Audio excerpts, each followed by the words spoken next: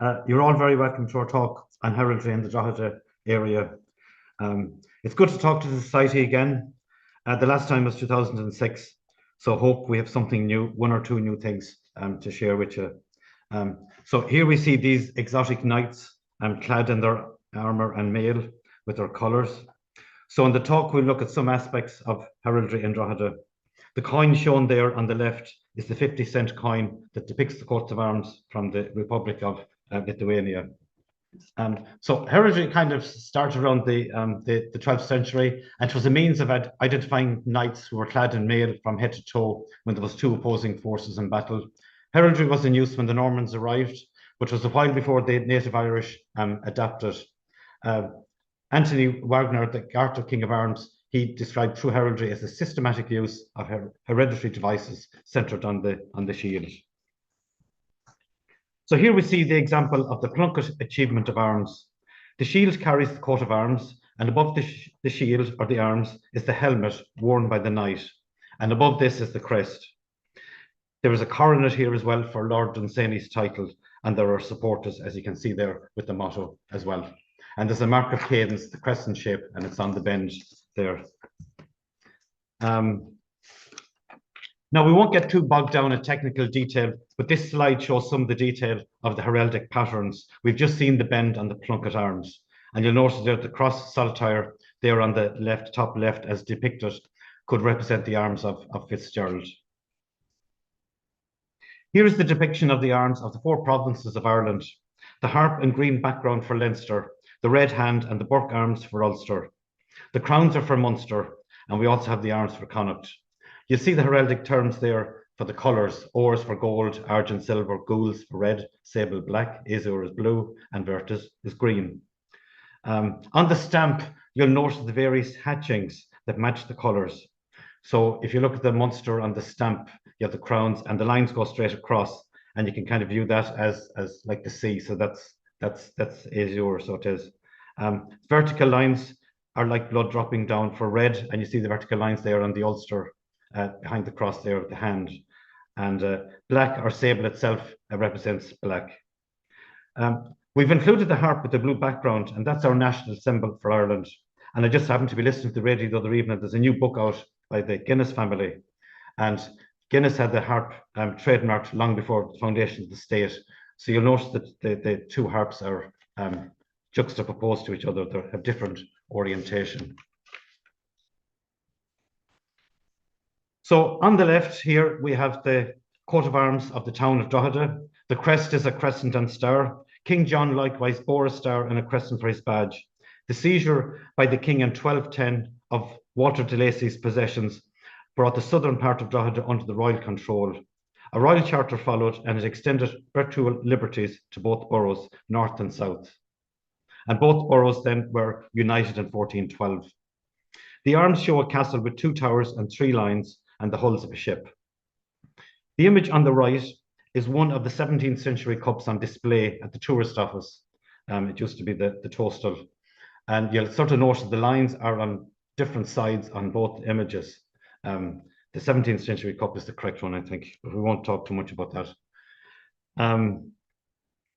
Dalton in 1844 distinguished between what he terms the seal of the Corporation of Drogheda and that of the mayor's seal, generally referred to as the arms of the town.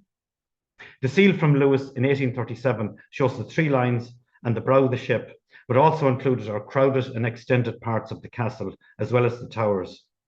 An early depiction of the arms were shown on Hugh Coman's 1657 map of Drogheda. Heraldry can be found in gateways, in graveyards, big houses, castles, town centres, or mausolea. Here we see the Ballsgrove Gate, built by the corporation as a gift and recognition of the position taken in 1799 by John Ball, MP, in recognition of his position against the Act of Union. In the pediment are displayed the Ball family arms, crest and motto. The blazon, that's the term that's used for describing what you see on the coat of arms. So the blazon for these arms, just to give you an example, is sable, which is black, on a chevron, or, which is gold, between 3 griffins' heads, a raised argent, 3 martlets of the field, so they're black as well, all within a border or gubbany of the first black and the third argent. Here we see the arms of Drogheda's viaduct. The impaled arms are for Dublin and Belfast. The arms of Dublin are 3 burning castles, and the arms of Belfast are on the right. They carry a bell, which is a pun on the syllable of bell for Belfast. The triangle of Vere, you can hardly see there, but it's there, and it represents the Chester family, and the ship is a maritime symbol. The other arm down the bottom left corner, they are to be found on the building in Drogheda, 32 St. Lawrence Street, and it was the Belfast Banking Company that built the building, and they're the arms of Belfast as well. So perhaps we'll settle into a small tour of 5 centuries of heraldry in the Drogheda area, starting with the 15th century, the 1400s. And we only have 3 examples to go on, so we'll make the most of them. So it's Mortimer and Burke, Barnwell and Brune, and the Bellews of Duleek. So here we see the quartered arms of Mortimer, the Earl of March, and Burke, the Earl of Ulster, and they're on the Calendar building in Bachelor's Lane in Drogheda. And I'd like to thank Kieran Campbell for this photograph. Now, if these arms were used by the Earl of March, the latest date for them would have been 1425, when the 5th and last Earl died. Roger Mortimer was proclaimed heir presumptive to the crown by Richard II in 1385. The occasion when he attended Richard II in 1394 during his Irish visit may have provided the occasion for the carving of the arms. However, the arms may be later, as they may have been intended to represent an early version of Drogheda's arms. The author Blake cites a similar situation for Galway, where the same arms were used, but they were reversed, in contrast to Drogheda. And they continued for some time to be the arms of Galway.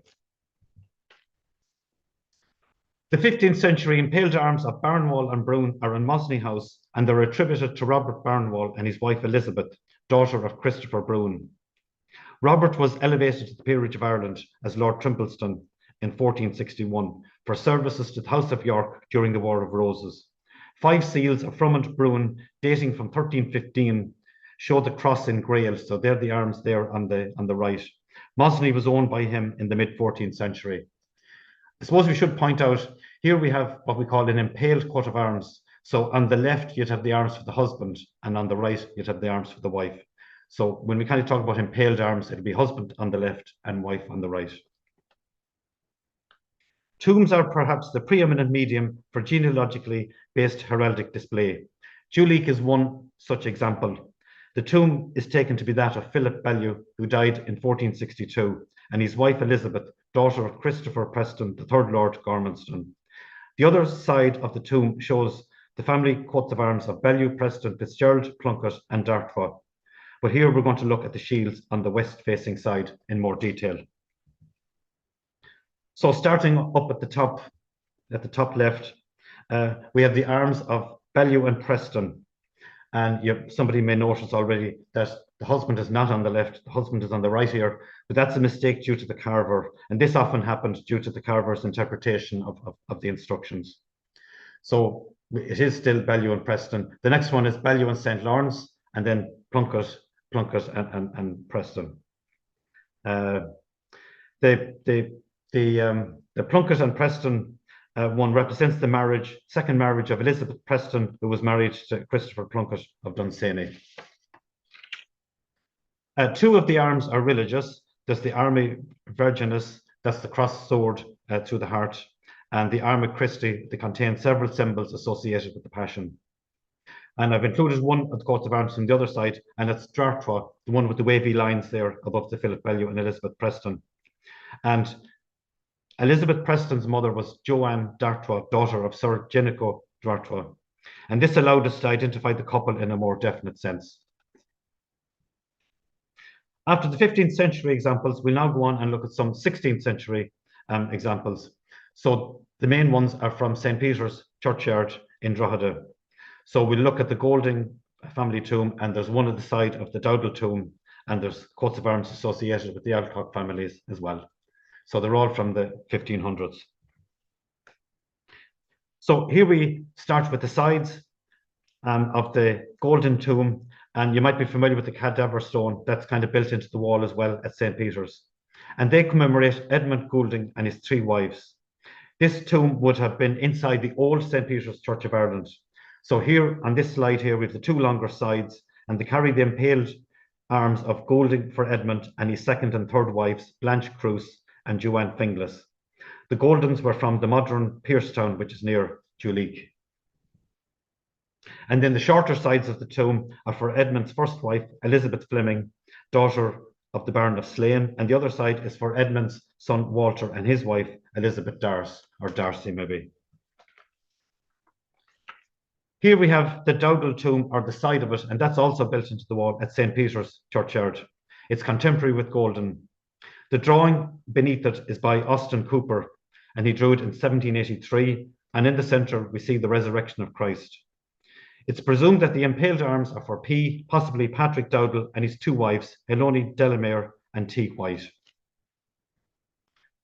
And the next slide is kind of a quirky gravestone with unusual arms. It's for Quick and Plunkett, and they're on the gravestone for Robert Quick, who died in 1589, and his wife Catherine Plunkett, and we quoted the Latin inscription recorded by Lord Walter Fitzgerald in 1899.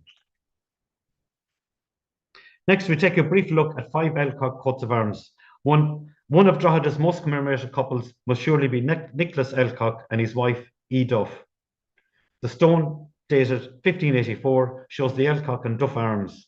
In 1965, this commemorative stone was taken to St. Peter's by the Old Drogheda Society. And that commemorative stone is near the Elcock gravestones. So you can see on the left, the same couple, NE and ED, are commemorated on the lower part of it, and you can sort of see their arms there as well, the Cocks and the fleur-de-lis.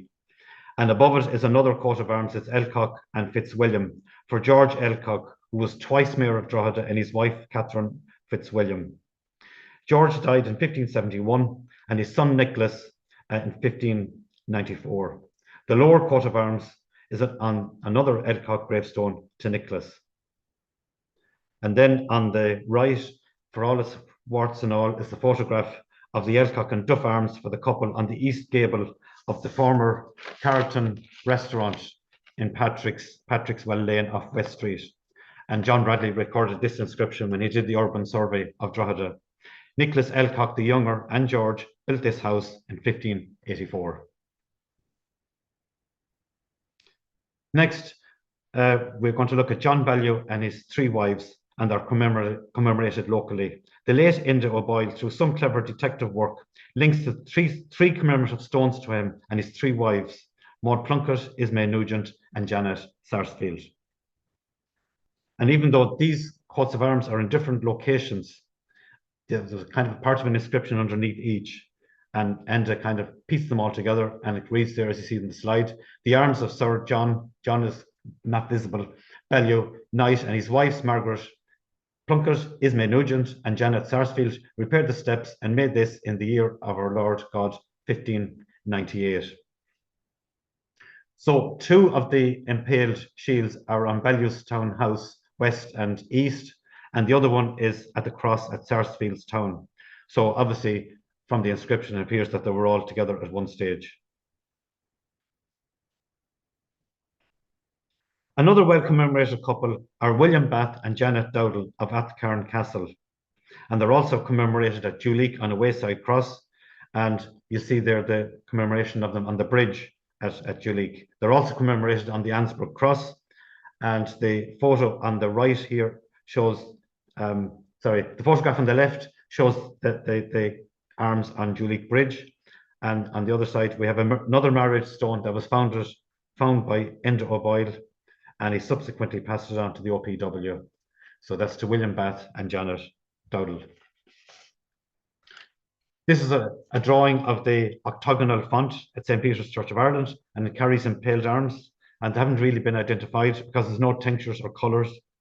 And it's been suggested that the husband's arms on the left could represent Sharon or Cruce, and those on the right for Milmay or Fine. So here we are at the 17th century, and we take a look at the related heraldry, and it's mainly in St. Peter's Church of Ireland and St. Mary's Church of Ireland in the churchyards. And there were also some 17th century cups at the tourist office. So first we visit St. Mary's Church, and on the top there on the right, we have the arms of Richard Bryce, who was alderman in Drogheda in the 17th century. In more recent times, the Cairns family erected a stained glass window with their family arms and crest. The photo here shows a similar depiction of the arms of the Cairns family, and that can be seen in the Boyne Valley Hotel. So staying at St. Mary's, we have the arms of Duff, and the gravestone was in pieces, but was kind of mounted some time back. And John Bradley again recorded the inscription, and it was for Henry Duff, who died in 1610. Still in St. Mary's, outside we have the graveyard of Christopher Ledwith, who died in 1624, and it carries the impaled arms of Ledwith and Anna Brady, his wife. You'll see the Brady arms show a hand pointing to a star, and in some cases to the sun. So in a modern context, Cardinal Sean Brady adapted this to the hand pointing to the head of Murdoch's cross at Monaster Boyce. And that photograph is taken, each cardinal has a church dedicated to them in Rome. So that church is still there for Cardinal Brady, even though he doesn't have a vote anymore in a conclave.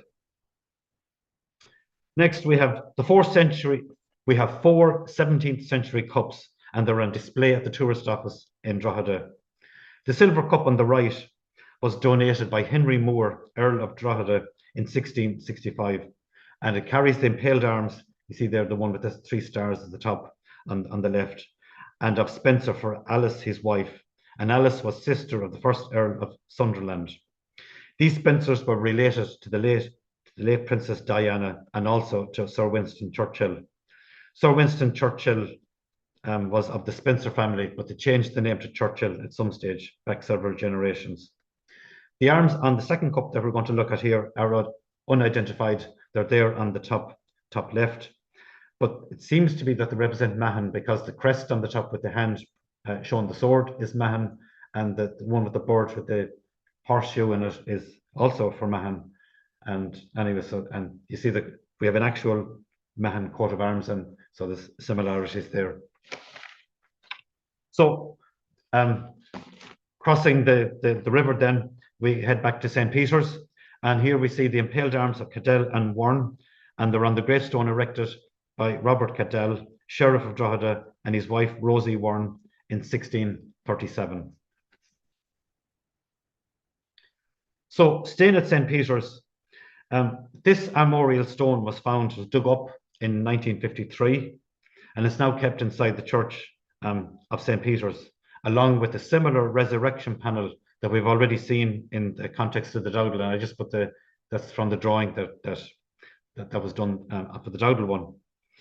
Now, these arms belong to Fine, but if you remove the trefoils from the coat of arms, so you see the chevron shape, and you might just about make out the 3 shamrocks. If you take them away, the arms resemble those of Fagin, and this was the name that was attributed to the arms until now. But further corroboration has come about through the crest on the top, and you might just about make out the crest. It's a woman holding in her hand a branch of a lily flower. Isaac Butler's journal of 1744 recorded the large Fine tomb that was in St. Peter's Old Church of Ireland with an inscription to Walter Fine, who died in 1619. So we're heading into the 18th century. So we've kind of made a list of them there. So Armagh, impaling Robinson, Dromore, Whelan, Francis Lee, Henry Ogle, Henry Singleton, Philip and Lorena Dunno. So that's an example from Bewley Church, William Godley, and John Ball. So all pretty much from the 1700s. Now we won't look at them all, but we'll take 1 or 2 of them. So here on the right, we have the arms of the Dromore Diocese and Whelan coat of arms. It's the oldest example in the present St. Peter's, and it came from the old St. Peter's Church. And it's to Tobias Whelan. He died in 1712. He was rector of St. Peter's in Drogheda from 1682 to 92, and then he became Bishop of Dromore from 1695. This monument to Archbishop Robinson, who died in 1794, is now in St. Peter's Church. It originated at Clonmore Church, which he built in 1785 on his Marley estate, which he renamed Rokeby Hall after his home in Yorkshire. The monument was subsequently moved to the mortuary chapel on the estate, and then in 1909, it went to St. Peter's along with the Robinson brasses. Archbishop Robinson's monument contains the impaled arms of Armagh on the left and Robinson on the right. It contains the supporters and mottos as well, and there's the coronet for his title of Baron. When he died, the title of the Baron went to his third cousin, but his nephew, John Friend, assumed the Robinson surname, and John then became the first baronet. And on the right there, we have one of the Robinson brasses, and they relate to the family, and they subsequently lived in Rugby, where we are tonight. The arms shown here on the brass, on the example of the brass that we took, is for Sir John Robinson, who married in 1841 Sarah Denny, daughter of Anthony Denny and Mary Collingwood, hence the quartered arms that are impaled with Robinson. So here's three more examples from St. Peter's. So we've got Henry Ogle, who died in 1778. So that's the lower one there. And it's Ogle impaling Mead. And on the top, on the right, we have the arms of Henry Singleton. He died in 1760. And then on the left, we have John Godley, died 1806. And we have the arms of Godley and Morgan quartered. So that was a quick tour through a couple of centuries. So we have some 19th century examples from St. Peter's as well. On the left, we have the stained glass window that was erected in memory of St. George Smith. And he lived to be quite old. He was in his 90s, I think, 1786, and he died in 1873. On the top right, we have Colonel Fairtlock. He died in 1860. And an unusual name, Frederick Shegog, on the bottom there. He died in 1854. He died in Turkey from cholera, and his family were from Glack, County Louth.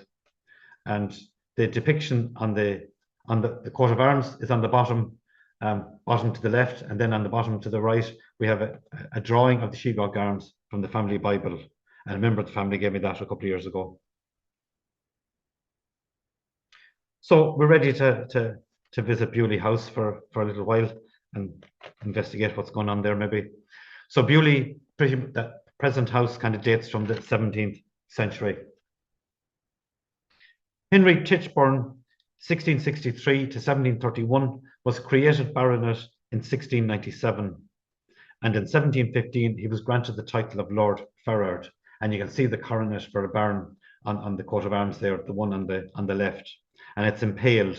So you have the arms of Tichborne impaling Cotton, because his wife was Arabella Cotton. Next, we have the Tichborne crest, and it's above the coronet for a baron. And then on the right, we have the arms of Aston and Tichborne for William Aston, and he married Salisbury Tichborne, and he subsequently inherited Bewley. So here's an entire achievement of arms, and it features 10 different families. Tichborne is repeated twice. And so this was done around the same time, early 1700s. So we won't go through them all, listing them or anything like that. But the earliest of the ancestors was Sir Roger Tichborne, and he married Mabel, daughter of Ralph Lammerston, from the late 1100s. And that's the one with the three eagles up in the top row.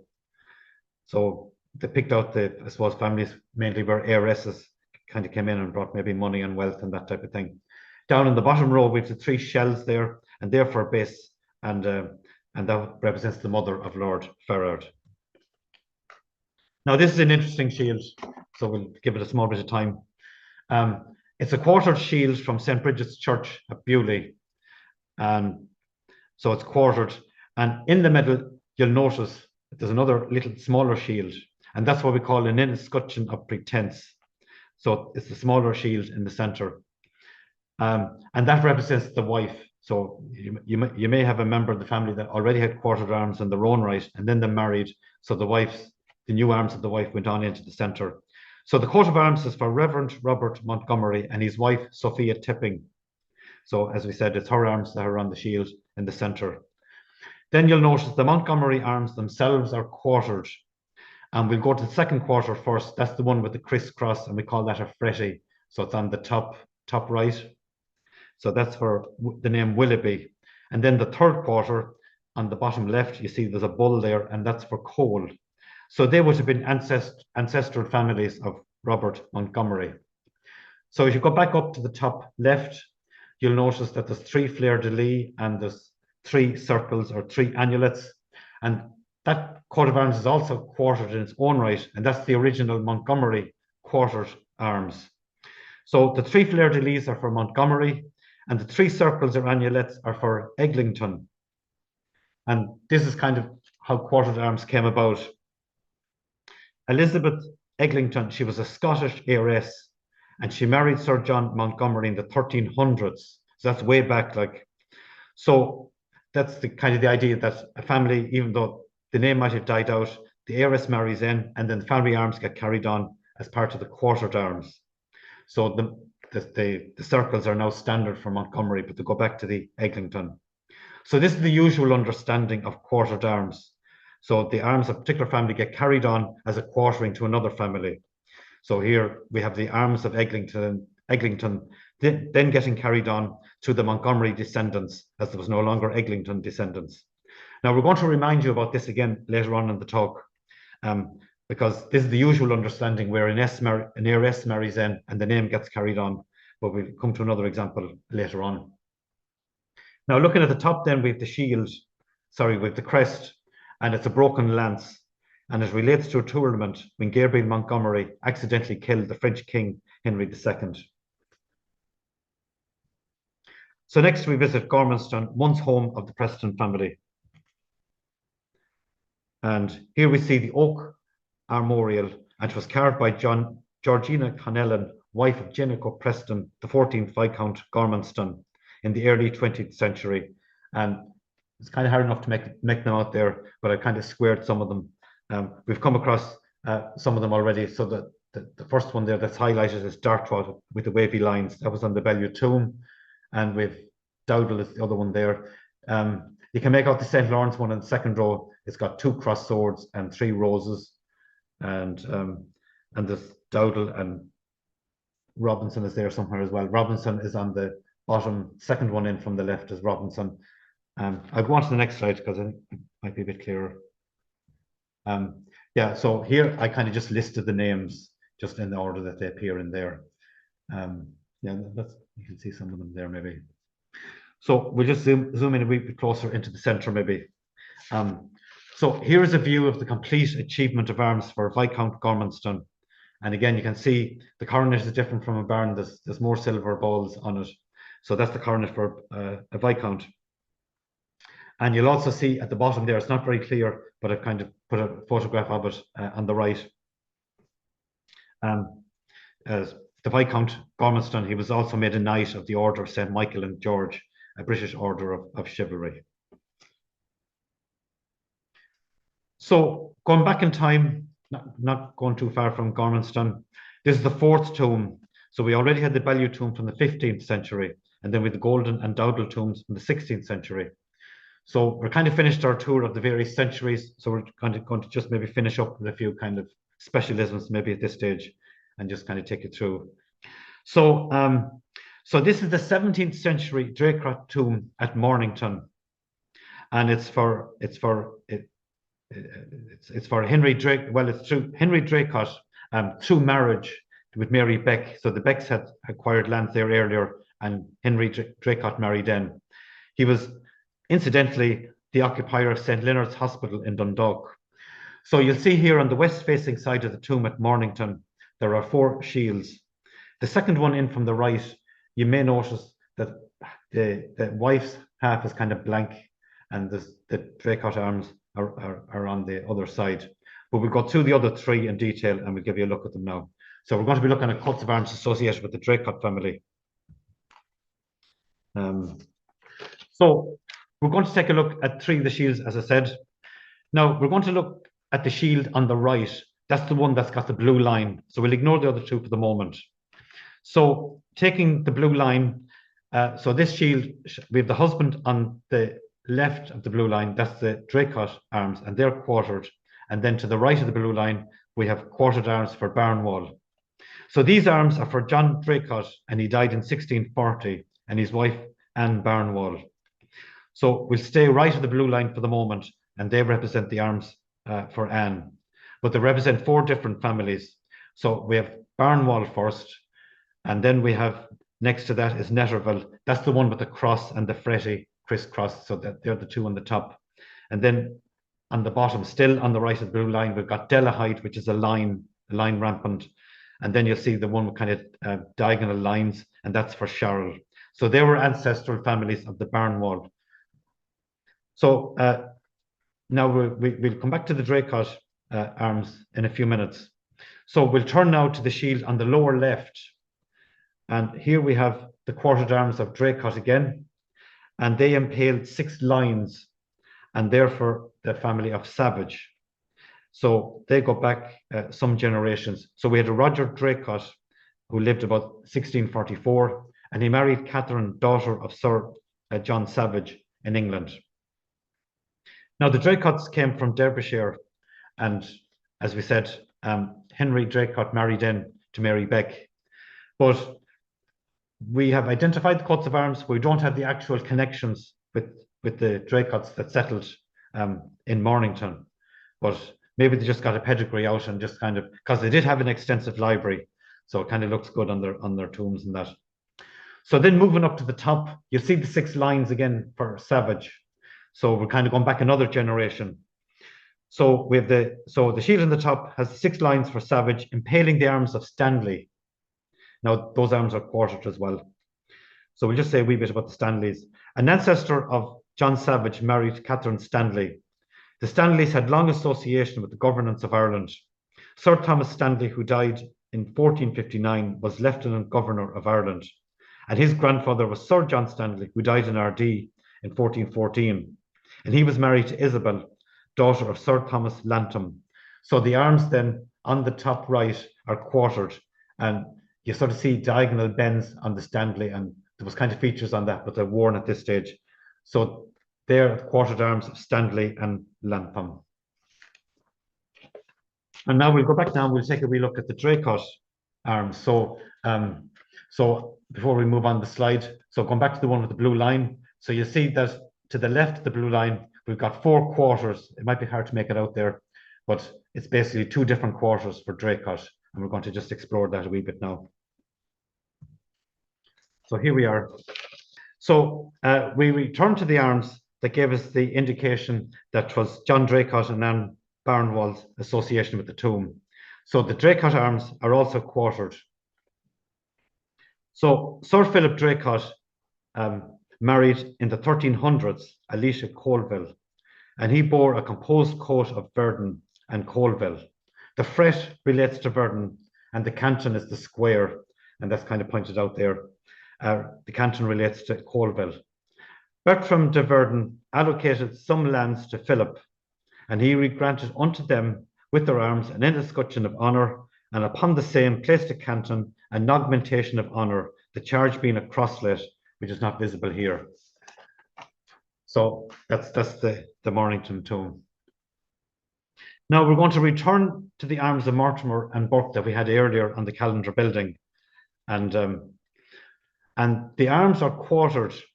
And do you remember we highlighted the Montgomery arms where the Eglinton heiress had married the Montgomery? There was 3 fleur-de-lis for Montgomery, and there's 3 circles for Elizabeth Eglinton. And that quartered arms carried on for 7 centuries. But unusually here, these 2 sets of arms for Mortimer and Burke, there was no Mortimer and Burke marriage. So it's kind of unusual. So if we go to the next slide, we have a little bit of a pedigree. And if we kind of zoom in there in the middle of it, so you'll see where the green square is, Edmund Mortimer, the 3rd Earl of March. He married Lady Philippa Plantagenet, and she had inherited the title as sixth Countess of Ulster from her mother. Now, her father was Leone Plantagenet, Duke of Clarence, and he had married Elizabeth Burke, the 4th Countess of Ulster. And then her father was William Burke, the third Countess, and the rest then you have royal connections. So it was quite an important sort of connection for Drogheda, I suppose. So we're kind of getting near the end.